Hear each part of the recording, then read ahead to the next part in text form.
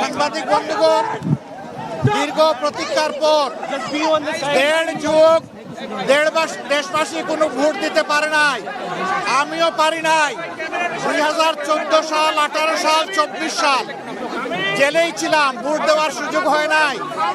এই তিনটা ভোট হারানোর পরে আজকে আলহামদুলিল্লাহ আল্লাহ তাআলা আমাদেরকে ভোট দেওয়ার সুযোগ দিয়েছেন। আমি মহান রব্বুল আলমিনের শুকরিয়া আদায় করি। আল্লাহ তাআলা এই ভোটের মাধ্যমে বাংলাদেশে একটা নতুন অধ্যায়ের সূচনা করে দিন, সেটা দোয়া করি। আমি বিশ্বাস করি শুধু আমি না, বিশেষ করে যুব সমাজ যারা জীবনে একটা ভোটও দিতে পারে নাই, আজকের এই ভোটটার জন্য তারা বড় অপেক্ষায় ছিল। এই ভোটটা শান্তিপূর্ণ হোক, সুষ্ঠু হোক, সন্ত্রাস মুক্ত হোক, দখল মুক্ত হোক এবং সবার কাছে গ্রহণযোগ্য হোক, এটা আমরা দোয়া করি। এই ভোটের মাধ্যমে আগামীতে এমন সরকার গঠিত হোক যেই সরকার কোনো ব্যক্তি, পরিবার, দলের হবে না, বরঞ্চ যে সরকার হবে 18 কোটি মানুষের, জনগণের সরকার। আমরা সেই সরকার গঠনের ব্যাপারে আশাবাদী। আপনারা আমাদের জন্য দোয়া করবেন। আজকে এই ভোট দিয়ে আমরা এখান থেকে শুরু করলাম, পরবর্তী পর্যায়ে অন্যান্য কেন্দ্রেও যাব, একটু দেখব। আমি আপনাদের সকলের সহযোগিতা চাই।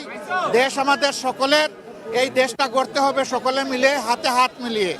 মিডিয়া একটা গুরুত্বপূর্ণ ভূমিকায় থাকে, এটা জানেন যে মিডিয়া সমাজের চতুর্থ স্তম্ভ।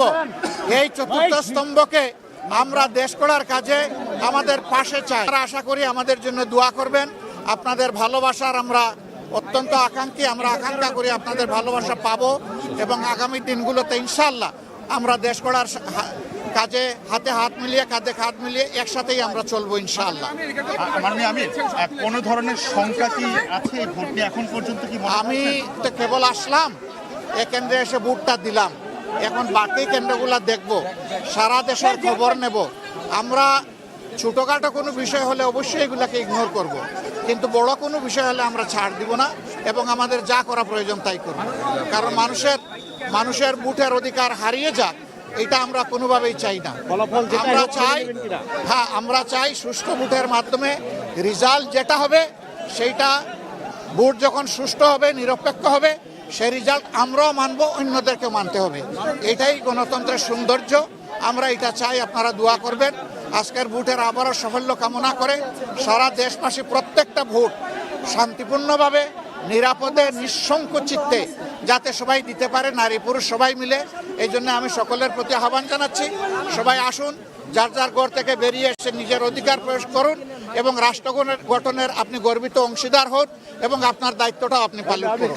সবাইকে ধন্যবাদ। অনেক জায়গায় টাকা সহ ধরা পড়ছে, এটা কি আপনারা ষড়যন্ত্র অংশ মনে করছেন নাকি আপনারা ভোট দিয়ে প্রভাবিত করার চেষ্টা করছেন ভোটে? আপনাদের মিডিয়া এক ধরনের নিউজ সবাই পরিবেশন করে না।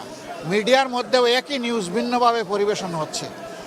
কেউ যদি অপরাধ করে থাকে, সে আমি হলেও আমি এই অপরাধের বিপক্ষে, কিন্তু অপরাধ নয় সেইটাকে আবার জোর করে অপরাধ বানানো, সেটা আরেকটা বড় অপরাধ। তো সেটা আছে, আমাদের এখানে মেল প্র্যাকটিস আছে। আল্লাহ হাফিজ, সবাইকে ধন্যবাদ।